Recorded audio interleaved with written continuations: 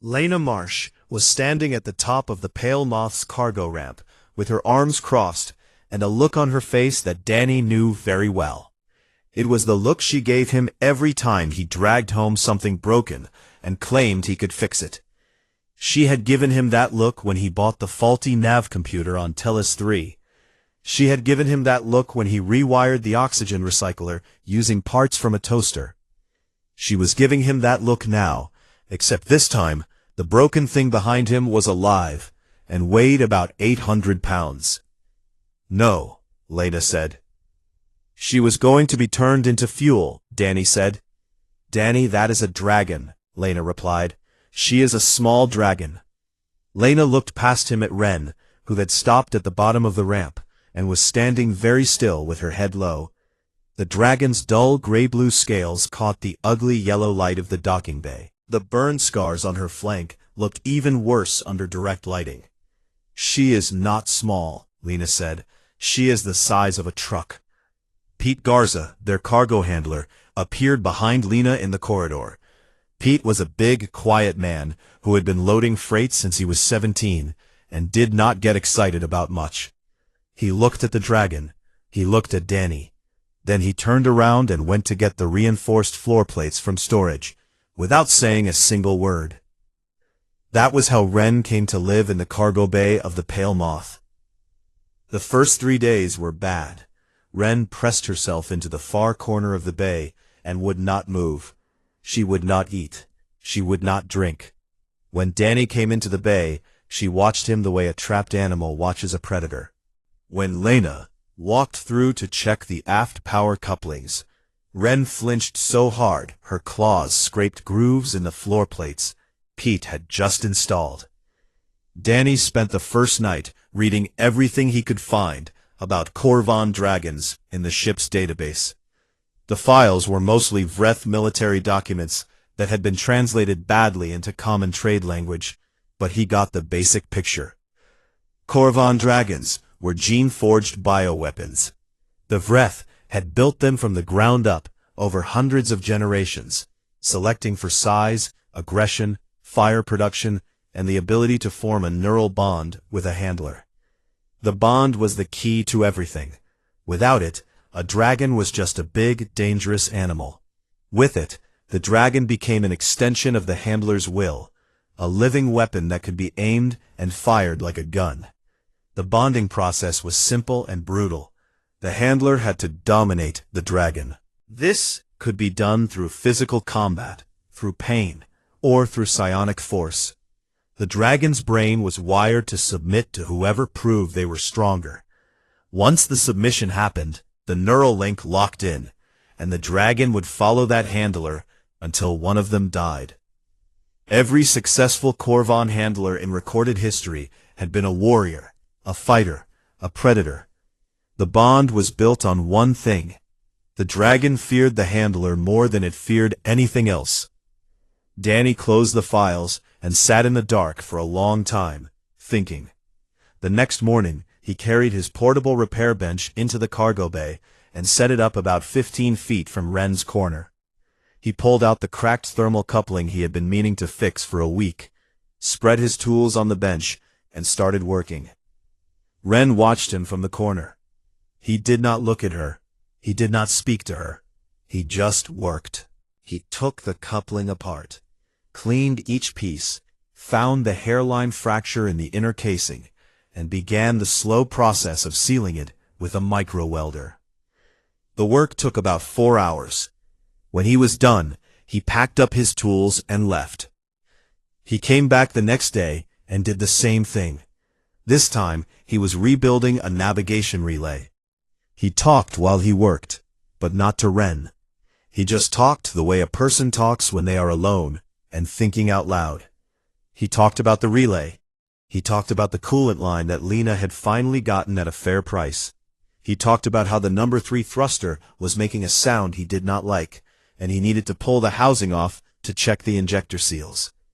On the 3rd day, he brought food for Ren, not the standard Vreth nutrient blocks that had come with her.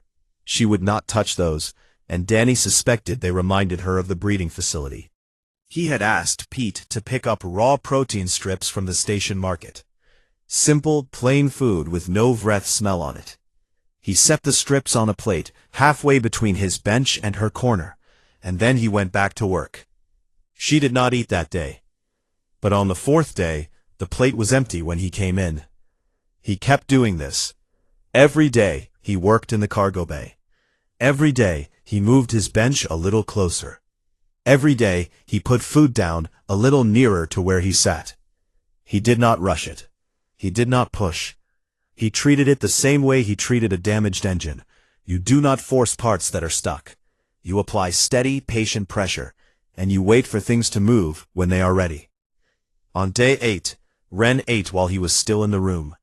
On day 12, she moved from her corner to a spot about 6 feet from his bench, and lay down there.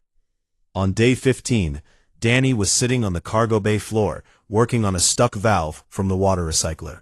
He had his back against the bench and his tools spread around him, and he was completely lost in the work, the way he always got when his hands were busy and his mind was quiet.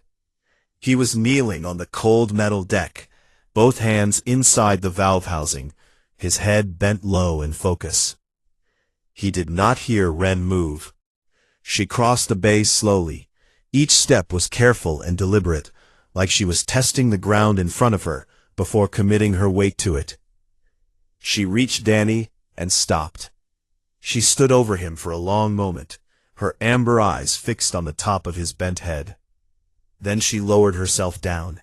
She folded her front legs, dropped her chest to the deck, and pressed her snout against the floor directly in front of Danny's knees. She closed her eyes.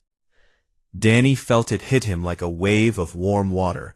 It started in his chest and spread outward through his arms and up into his skull. It was not pain. It was not pressure.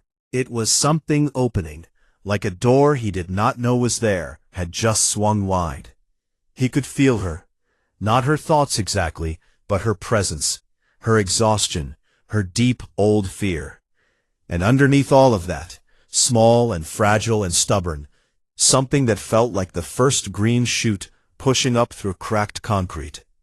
Trust. She had bonded with him, not through dominance, not through pain, not through any method the Vreth had designed or any handler had ever used in 10,000 years of dragon breeding.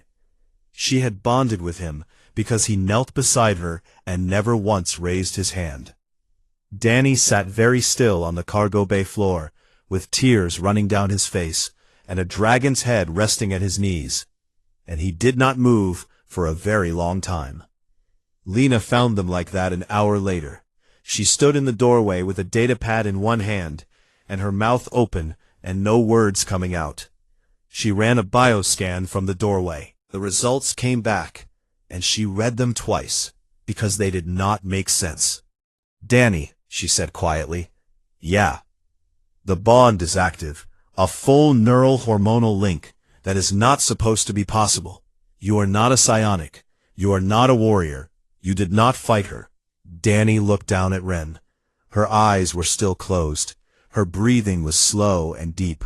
For the first time since he had seen her in that auction hall, she looked like she was at peace. "I know," he said. "I just fixed things near her until she was not scared anymore." Lena leaned against the doorframe and stared at the scan results on her pad. "Danny, I have been your friend for 7 years, and I need you to hear me when I say this. What you just did is impossible. Every xenobiology textbook in Coalition space says this cannot happen." Danny wiped his face with the back of his hand and went back to working on the stuck valve. "Well," he said, "the textbooks were written by people who only tried hitting her."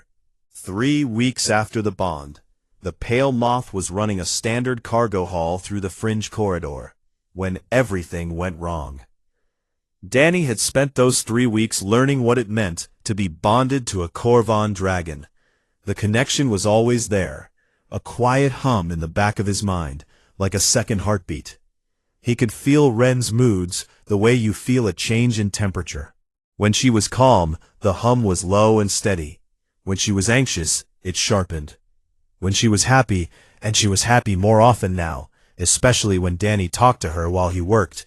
It felt warm, like sunlight on the back of his neck. Ren had changed. She still had her scars, her horn was still cracked, her scales were still that dull gray-blue. But she moved differently now. She held her head higher. She ate well. She had started following Danny around the ship like an 800-pound shadow, which made navigating the narrow corridors of the Pale Moth an interesting experience for everyone. Pete handled it by flattening himself against the wall whenever Ren came through. Lena handled it by pretending she was not slowly warming up to the dragon, even though Danny had caught her scratching behind Ren's ear ridges twice when she thought no one was looking. They were 2 days out from a delivery drop at Harkin Colony when the proximity alarm went off. Lena was in the pilot's seat. Danny was in the engine room. Pete was in the cargo bay doing inventory. The alarm screamed through the ship like a knife, and Lena's voice came over the intercom, sharp and tight. "Danny, get up here. We have company." Danny ran to the bridge.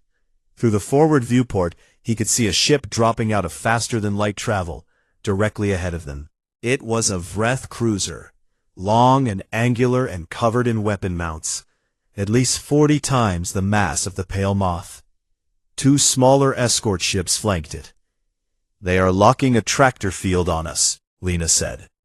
Her hands were moving fast across the console, but Danny could see from the readouts that there was nowhere to go. The tractor beam had them. "I cannot break free. They have got us." A communication signal came through. Danny opened the channel. The face that appeared on the screen was Vreth. 4 arms, black compound eyes.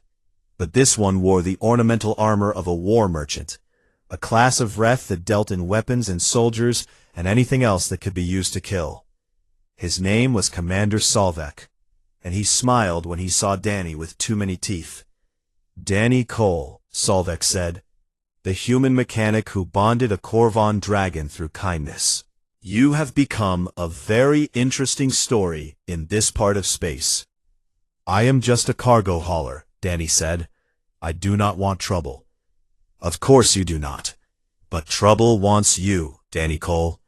You did something that should not be possible. My people created the Korvan species. We wrote every line of their genetic code. We designed the bonding process. We know exactly how it works, and what you did does not fit anywhere in our understanding." Solvek leaned forward. "I want to know how you did it, and I am willing to take you apart to find out." The channel closed. Through the viewport, Danny saw the cruiser's boarding hatches open. A shuttle detached and began moving toward the Pale Moth. Danny looked at Lena. "Keep the engines hot. If that tractor beam drops even for a second, you run."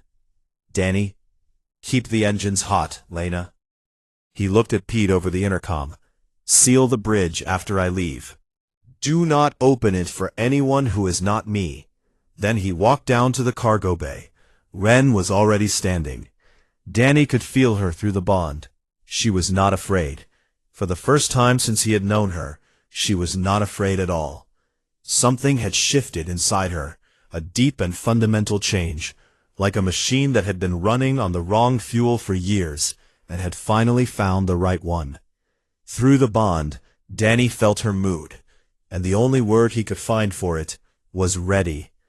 Danny stood beside her and put his hand on her scarred flank. Her scales were warm under his palm. "You do not have to do this," he said quietly. "I bought you so you would not have to fight." Ren turned her head and looked at him with those amber eyes. Through the bond, she sent him something that was not words, but was clear as words. It was the feeling of standing in front of something you love, and knowing that nothing is going to get past you. It was a choice, not a command. She was not doing this because the bond told her to. She was doing this because she wanted to. Danny nodded. "Okay." The outer airlock blew open. 8 Vreth soldiers in full exo-armor stormed into the cargo bay, with plasma rifles raised. They were big. They were trained. They were exactly the kind of warriors that Korvan dragons were supposed to bow to. They spread out across the bay in a combat formation, The squad leader, a scarred Vreth with silver rank marks on his chest plate, aimed his rifle at Danny and spoke in accented trade common. "Human, you will come with us. The dragon will be sedated and transported. If you resist, we will use force." Danny was kneeling beside Ren. He had not planned it that way. He had simply dropped to one knee to be at her eye level when the soldiers came in, and he had not stood up. He could feel her heartbeat through her ribs, steady and strong. "You can leave now," Danny said, his voice calm and even. "Or you can find out what happens when she is protecting someone she chose." The squad leader made a sound that might have been a laugh. He raised his rifle. Ren opened her mouth. What came out was not fire, not the chemical flame that Korvan dragons were designed to produce. The orange-red combustion reaction that the Vreth had engineered into their biology. Ren's damaged fire glands could not produce that. They never could. That was why she had been labeled defective. What came out instead was a white-blue arc of plasma so bright that it left an afterimage burned into Danny's vision for 10 minutes afterward. It crossed the cargo bay in less than a heartbeat, and hit the squad leader's exo-armor dead center. The armor, which was rated to withstand standard dragon fire, lasted about 2 seconds. It melted, not cracked, melted, like wax in a furnace, and the squad leader dove sideways out of it before the heat reached his skin. The remaining 7 soldiers did not wait to see what happened next. They ran. They piled back through the airlock so fast that 2 of them got stuck in the hatch at the same time. And the sounds they made were not the sounds of trained warriors. They were the sounds of people who had just seen something they could not explain and wanted to be very far away from it. Through the viewport on the bridge, Lena watched the shuttle race back to Solvek's cruiser. 30 seconds later, the tractor beam dropped. The cruiser and its escorts jumped to faster than light and disappeared, leaving nothing behind but fading engine trails and the faint smell of melted metal in the cargo bay. Danny sat on the floor. Ren lowered her head and rested it in his lap, and he wrapped his arms around her neck and held on. Lena came down from the bridge and ran a full bioscan on Ren. She read the results 3 times, and each time her eyes got wider. "Her fire glands are completely different from a normal Korvan dragon," Lena said. "The chemical production system is dead. It was destroyed by the neural prod damage years ago. But the bond created a new pathway. Her body found a different way to produce energy. Instead of a chemical reaction, she is generating a direct plasma conversion. Danny, this is not in any Vreth database. This is not a Korvan ability. She evolved this. The bond gave her nervous system enough stability that her body found its own solution to the damage." Danny looked down at Ren. Her eyes were half closed. She looked tired but calm. "She was not broken," Danny said softly. "She was never broken. She just needed someone to stop hurting her long enough for her body to figure out what it could actually do." Lena sat down on the floor next to him. She was quiet for a while. Then she said, "You know Solvek is going to come back." "I know. You know everyone in the fringe corridor is going to hear about this." "I know. You know our lives just got very complicated." Danny leaned his head back against Ren's warm side and closed his eyes. "I know," he said, "but she is not going back in a cage, not ever." Pete's voice came over the intercom from the bridge. "Setting course for Harkin Colony. We still have a delivery to make." A pause. "Also, I am going to need stronger floor plates." It took less than a week for the story to spread across the fringe corridor. Danny did not want fame. He wanted to deliver his cargo to Harkin Colony, get paid, and find another job. But the galaxy did not care what Danny wanted. 8 Vreth soldiers had gone running from a defective dragon and a human mechanic. And soldiers talk, especially when they are embarrassed. The story jumped from station to station, growing a little with each telling.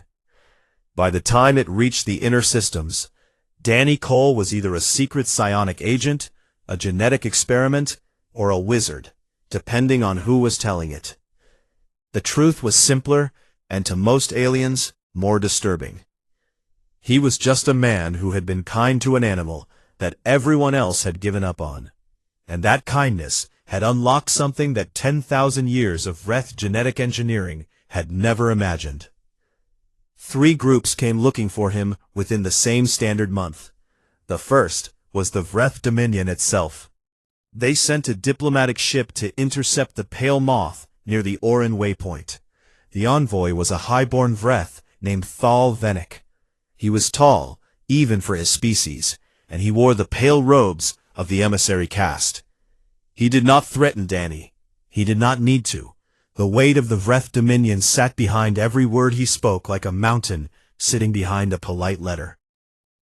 They met in the Pale Moth's small galley, which was the only room on the ship large enough for a Vreth to stand upright. Ren waited in the cargo bay. Danny could feel her through the bond, alert and watchful. Vennik placed a data tablet on the table between them. This is a formal reclamation order from the Vreth Breeding Authority. The Korvan Dragon designated Unit 417 is classified as proprietary biological property of the Dominion. We require her return for study and analysis. Danny looked at the tablet. No. Mr. Cole, I do not think you understand the position you are in. I understand it fine. You made her. You broke her. You were going to melt her down for fuel. I bought her for 3 credits in a legal auction. She is mine. Vennik was quiet for a moment. His compound eyes studied Danny the way a person might study an insect that had just spoken in complete sentences. The Dominion has bred Korvan dragons for 10,000 years, Vennik said. We have records of over 40,000 successful handler bonds. Every single one was established through dominance. What you have done has no precedent. It is an anomaly that we need to understand. You need to understand it because it scares you, Danny said. Vennik did not answer that. He picked up the data tablet and left the ship. A Coalition Defense Authority fast courier caught up with the Pale Moth in open space and requested docking permission. A young woman in a clean military uniform stepped aboard. Her name was Lieutenant Karen Price, and she had the sharp, careful eyes of someone whose job was to notice things other people missed. Price was polite. She was also direct. She sat in the galley with Danny and Leda and laid out the situation without any wasted words. The Coalition considers your bonding with the Korvan Dragon to be a strategic development of significant interest, Price said.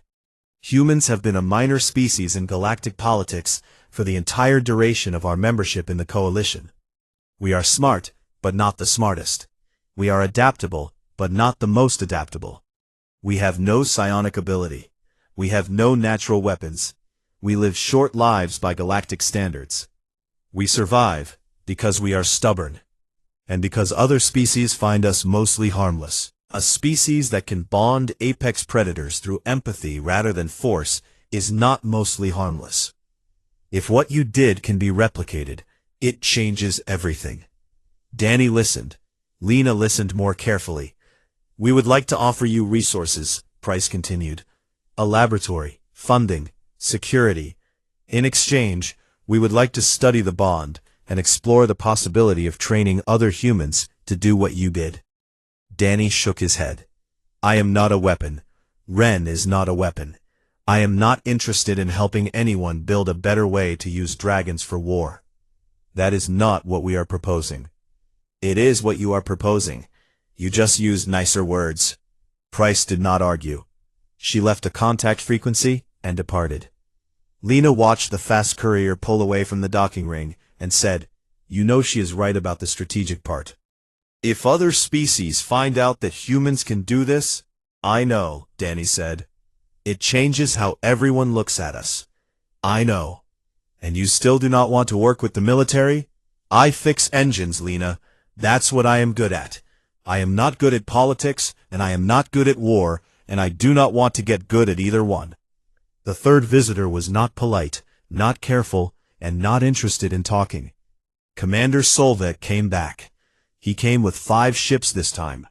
Not one cruiser, but a small fleet, spread across the exit vector from the fringe corridor like a net. And he came with something that made Danny's blood go cold when the sensor readings came through on the bridge. A second Korvan dragon. The sensor data showed it aboard Solvek's flagship, a fully mature male, roughly twice Ren's size, with a force-bonded neural link active and stable. The dragon's designation was Ruthal, and his combat record filled 3 pages of intercepted Vreth military files. He had been in over 60 engagements. He had never lost. Solvek opened a communication channel that broadcast on every frequency in the sector. He wanted everyone to hear this. "Danny Cole," Solvek said, his image filling the Pale Moth's main screen. "I am offering a formal challenge under Vreth combat law. My dragon against yours, the surface of Callan's Rock, the neutral moon at coordinate mark 774. If I win, I take you and your dragon. If you win, I leave the corridor forever. Every ship in range is invited to witness." Danny stared at the screen. He could feel Ren in the cargo bay below, feel her awareness through the bond. She had felt his spike of fear, and she was awake and alert, and sending him the same feeling she had sent him when the soldiers came. Ready. "It is a trap." "Obviously," Danny said. "He will not honor the terms." "Probably not. His dragon is twice her size, and has been in 60 fights." "I know." Pete's voice came over the intercom, quiet and steady as always. "I am already reinforcing the floor plates." Danny sat in the pilot's chair and thought about it. If he ran, Solvek would chase him. If he hid, Solvek would find him. And every pirate and warlord and ambitious alien in the fringe corridor would see a human who ran from a fight and decide that Danny Cole and his dragon were not so scary after all. He opened the channel. "Callan's Rock, 48 hours. I will be there." He closed the channel. Lena looked at him like he had lost his mind. Pete said nothing and went to check the cargo bay. Somewhere below deck, Ren made a low rumbling sound that vibrated through the hull of the Pale Moth, and Danny, through the bond, felt something he had never felt from her before. She was not afraid. She was not anxious. She was not even angry. She was eager. Callan's Rock was a dead moon, with a thin skin of breathable air held in place by machines that were older than most civilizations. The surface was flat gray stone for miles in every direction, broken only by craters and the rusted spines of ancient terraforming towers. It was the kind of place where nothing grew and nothing lived, which made it a perfect stage for what was about to happen. Danny arrived 12 hours early. He landed the Pale Moth on a ridge overlooking a wide, flat crater basin that would serve as the arena. Lena stayed on the bridge. Pete stood at the top of the cargo ramp with his arms folded, watching the sky. By the time the 48 hours were up, there were over 300 ships in orbit above Callan's Rock. Vreth warships, coalition patrol vessels, merchant frigates from a dozen species, pirate runners with their transponders turned off. Word had spread through the fringe corridor like fire through dry grass. The human mechanic and his broken dragon were going to fight.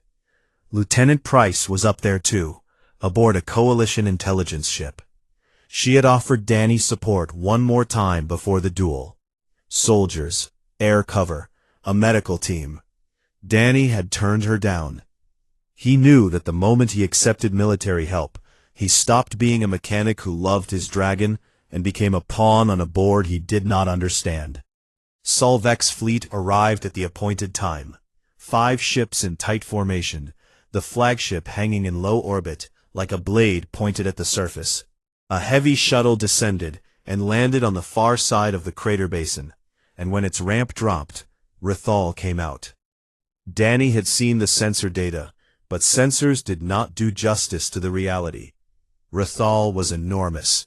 He stood nearly 20 feet at the shoulder. His scales were deep scarlet, the color of old blood, and they gleamed like polished metal in the pale light of Callan's rock.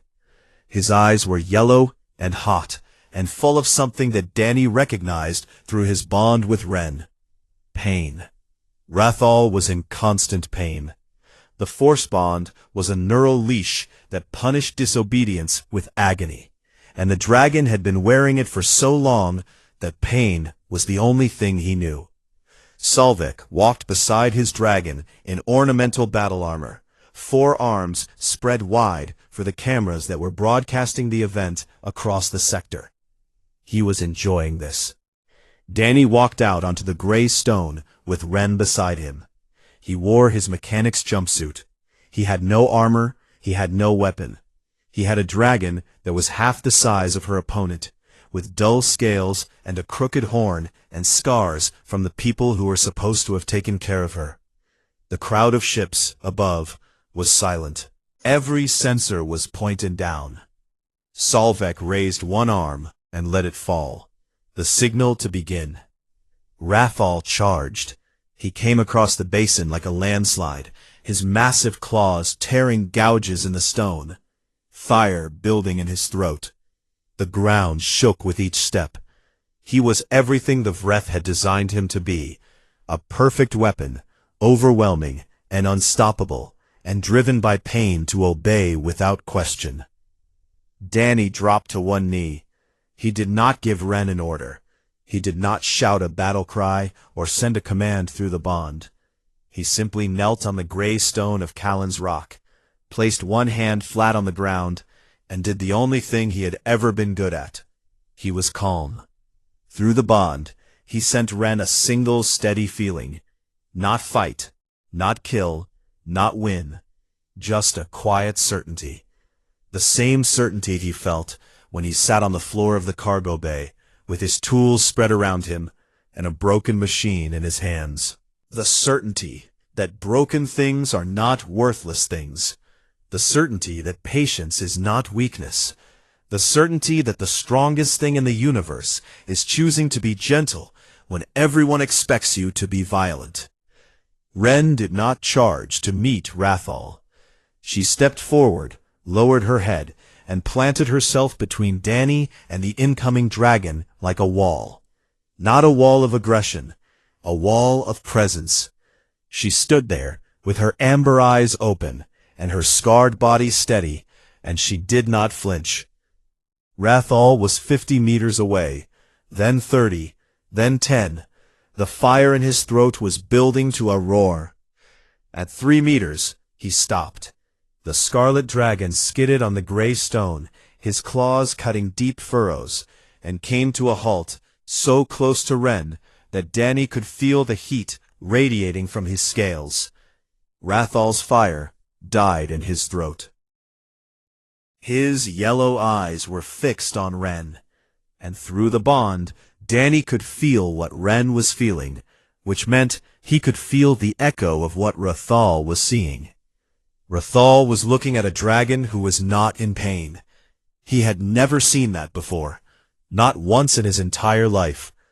Every dragon he had ever met was force-bonded, pain-driven, and afraid. That was normal. That was the only way things worked. And now here was this small, scarred, crooked-horned female standing in front of a kneeling human, and she was not afraid, and she was not in pain, and she was there because she wanted to be. Something cracked inside Rathal. Danny felt it through Ren, a distant tremor, like a wall breaking deep underground. On the far side of the basin, Solvek was screaming commands through the force bond. Attack! Burn! Destroy! The neural leash was pumping pain into Rathal's brain, punishing him for stopping, demanding that he obey. Rathal's body shuddered. His claws dug into the stone. His muscles tensed with the effort of resisting the agony that was being poured into his skull. Then Rathal did something that no force-bonded dragon had done in 10,000 years. He turned around. He looked at Solvek across the basin, and he opened his mouth and made a sound. It was low, It was deep. It resonated through the stone, and through the thin air, and through the hulls of every ship in orbit. Danny did not know the word for it, but Lena, watching from the bridge, with tears on her face and a database open on her screen, found it in the oldest Vreth breeding records she could access. A rejection call. The biological override that severed a forced neural bond. It had been recorded exactly 4 times in Vreth history, always in the earliest years of the breeding program, before they engineered it out, or thought they had. Solvek grabbed his skull and collapsed. The force bond snapped like a wire pulled too tight, and the feedback hit him like a hammer to the brain. He fell to his knees on the gray stone, shaking, blood running from his nose and the corners of his compound eyes. Rathal turned away from Solvek. He walked across the basin toward Danny. Each step was slow and deliberate, the same careful steps that Wren had taken across the cargo bay of the Pale Moth on the day she chose to trust him. The Scarlet Dragon stopped in front of Danny Cole. He stood there for a long moment, towering over the kneeling human, his yellow eyes looking down at this small, soft creature, who had no claws and no armor and no fire, and who smelled like engine grease and sweat.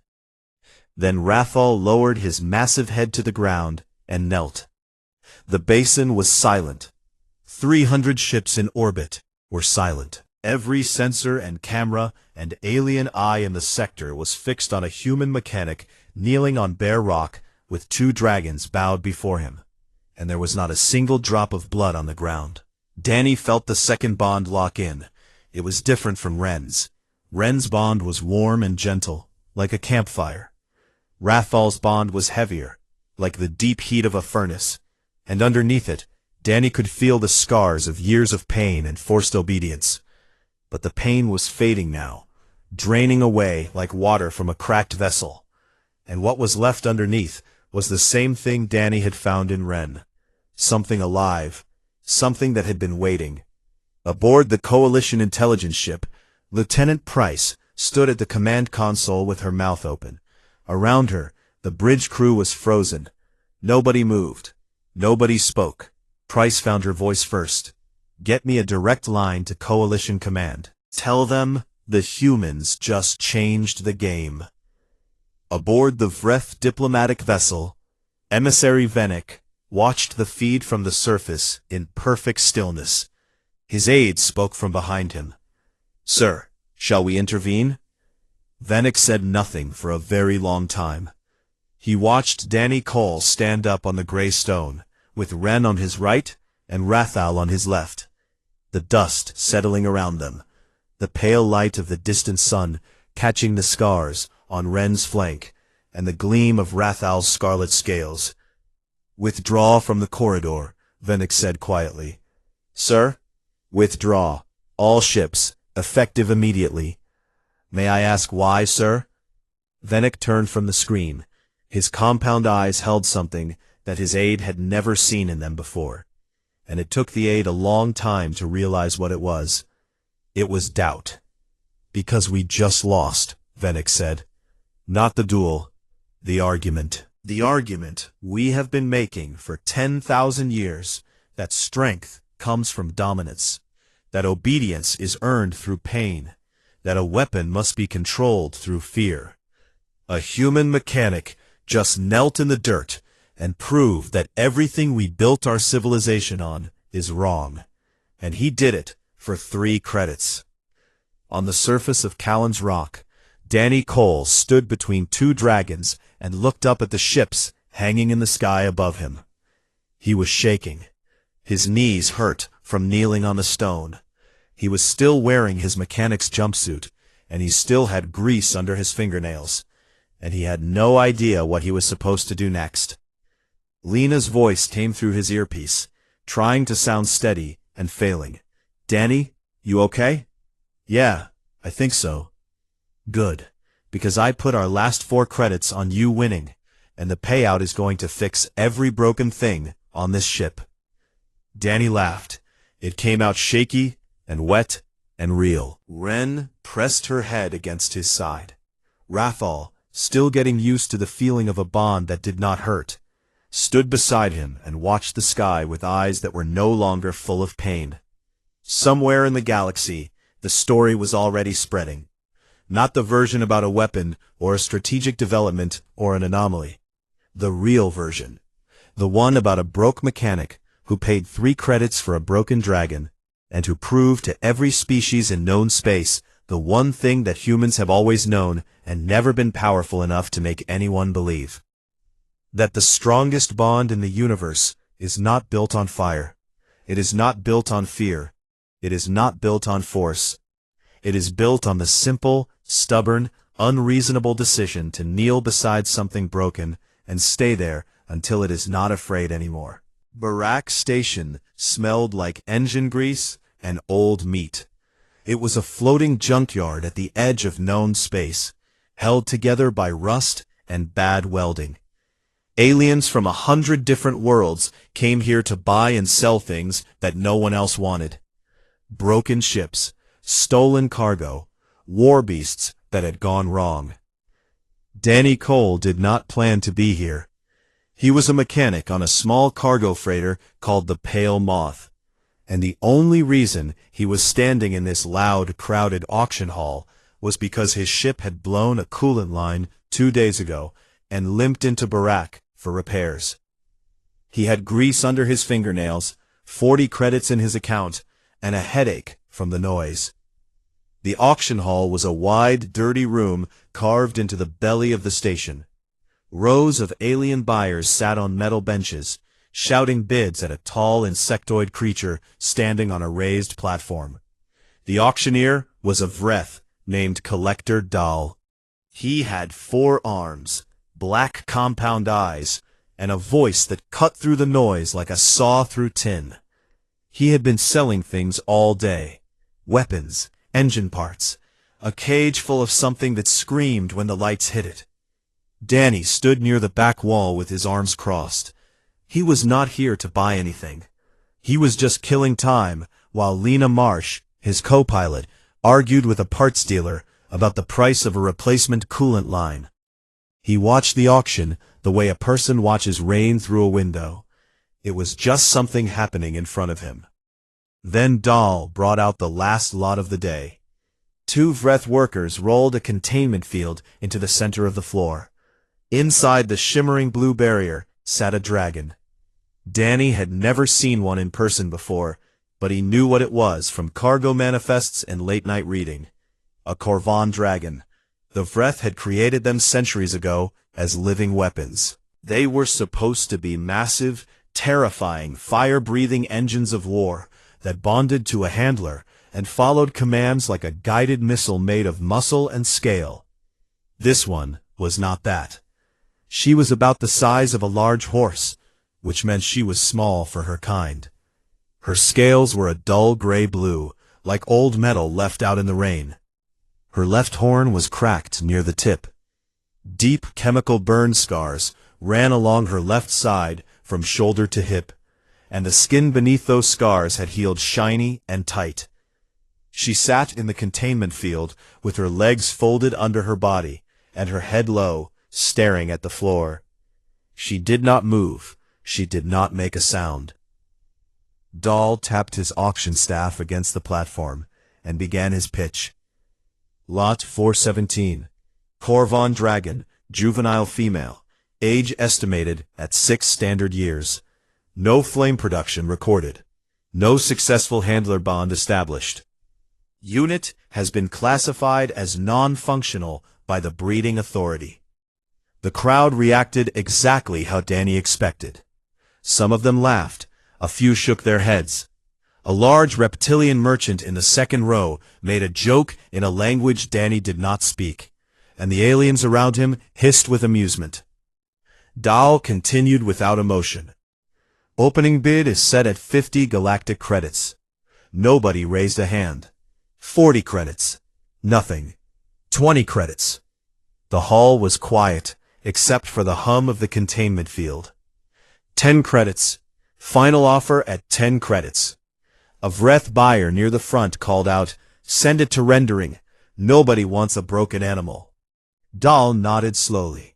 "If there are no bids, the unit will be transferred to bioreclamation for fuel processing." Going once. Danny looked at the dragon. She had not moved during any of this. She just sat there, staring at the floor, like she had been staring at floors her whole life.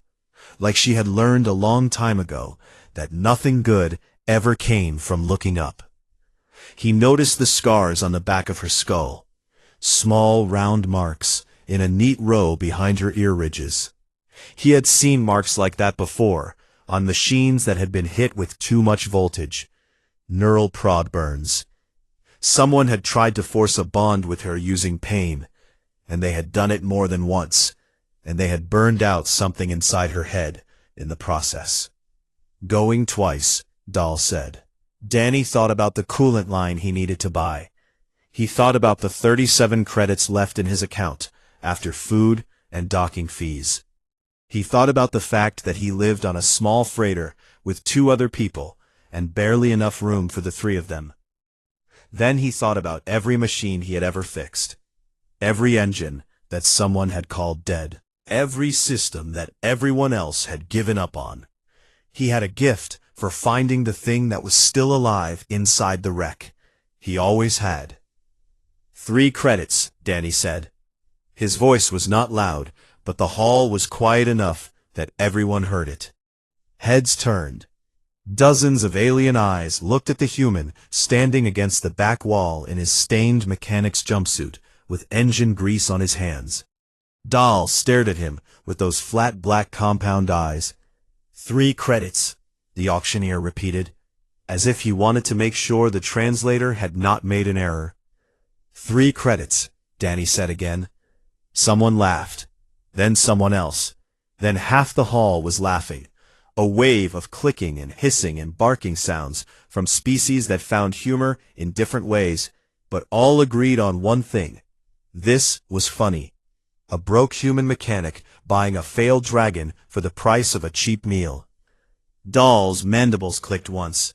"Sold," he said. "Lot 417 to the human. 3 credits. Collect your purchase at loading bay 9. Danny walked to the payment terminal, pressed his thumb to the scanner, and watched his account drop from 37 credits to 34. A Vreth worker handed him a thin metal tether lead and pointed him toward the loading bay without saying a word. He found her in Bay 9, still sitting in the containment field, still staring at the floor.